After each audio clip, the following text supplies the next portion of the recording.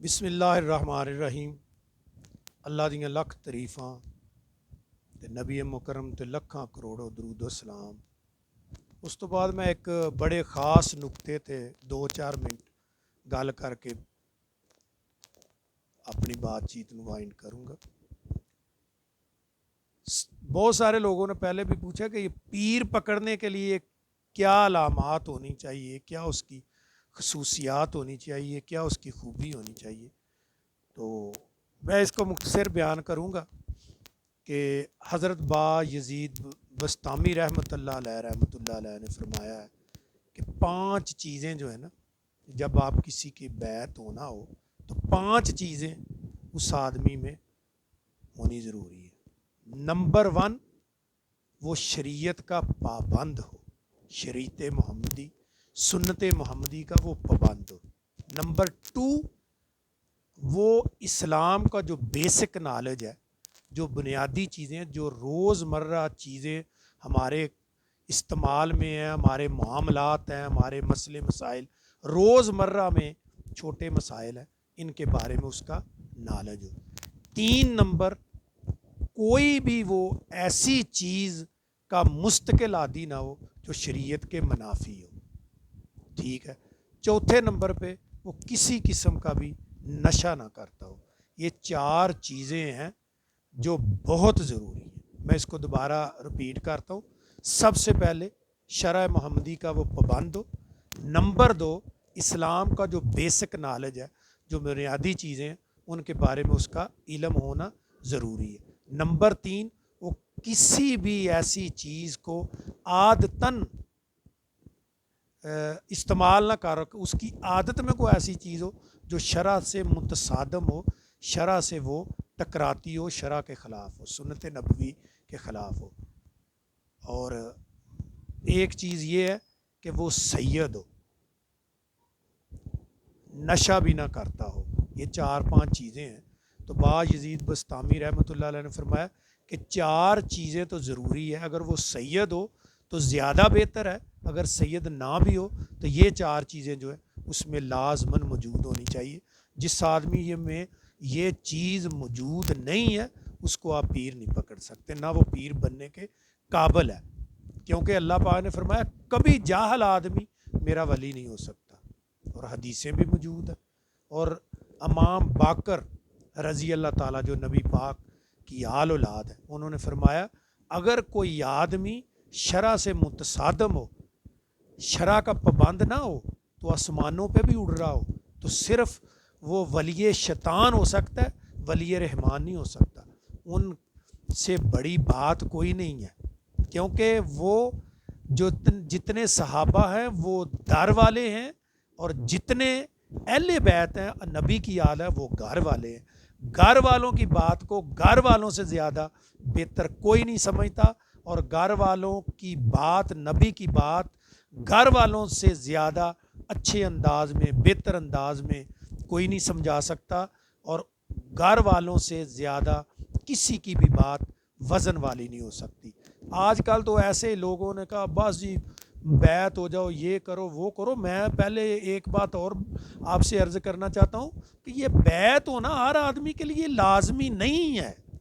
جس آدمی نے، جو سادہ سا مسلمان ہے، وہ نماز پڑھے، روزہ رکھے، زکوٰۃ دے، طاقت ہے تو حج کرے، غریبوں مسکینوں کی مدد کرے، جو روزمرہ کی چیزیں ہیں وہ کرے، اس کے لیے پیر پکڑنا کوئی ضروری نہیں ہے۔ پیر یا مرشد تب پکڑا جاتا ہے جب آپ نے راہ سلوک طے کرنا، جب آپ نے شریعت پہ ہی چلنا ہے، طریقت حقیقت معرفت پہ نہیں جانا، تو پھر پیر پکڑنے کی ضرورت نہیں ہے۔ پیر تب پکڑنا ہے جب آپ نے راہ سلوک، آپ نے طریقت حقیقت معرفت کا سفر کرنا ہے۔ وہ ایسے سمجھ لیں، میں سادہ سے لفظوں میں آپ کو سمجھا دوں گا کہ اگر آپ نے عام میٹرک کر لیا یا ایم اے کر لیا، بی اے کر لیا سادہ سا، تو آپ سادہ سی جاب کر لیں گے، لیکن آپ نے اگر اسپیشلسٹی کرنی ہے تو پھر کچھ مضامین ہیں جن کو پڑھنا پڑتا ہے، کچھ مضمون ہے جن کو لازمی پڑھنا پڑتا ہے، یا آپ نے انجینئر بننا ہے تو پھر آپ کو ہائی تعلیم جو ہے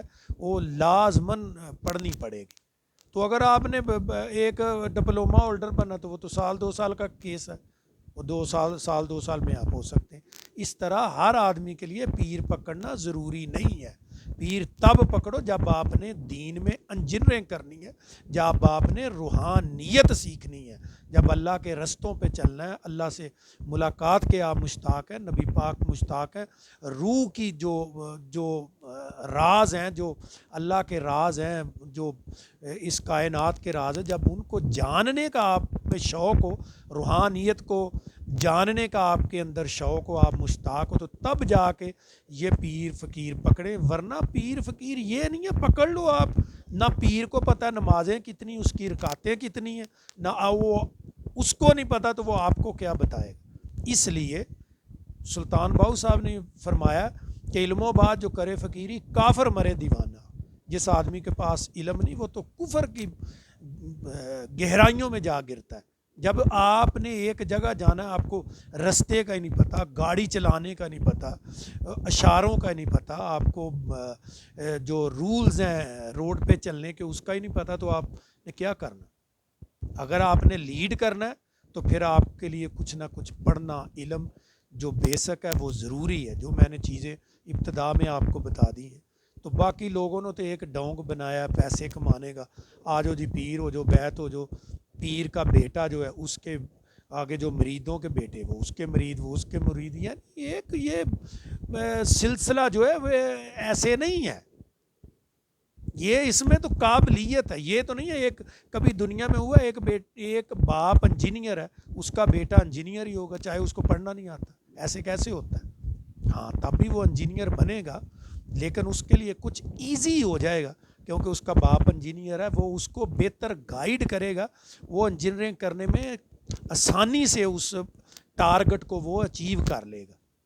ورنہ یہ نہیں ہے کہ کوئی آدمی آ کے میں انجینئر کا بیٹا ہوں تو میں انجینئر ہو گیا ہوں، ڈاکٹر کا بیٹا ہوں تو ڈاکٹر ہو گیا. جب تک تم میڈیکل نہیں پڑھو گے، MBBS نہیں پڑھو گے، کیسے ڈاکٹر ہو جاؤ گے؟ اس لیے پیر اگر پکڑنا ہے تو اس کا مقصد آپ کا روحانیت میں ترقی ہے، راہ سلوک ہے، حقیقت اور معرفت کی راہیں آپ نے جو طے کرنی ہے اس کے لیے.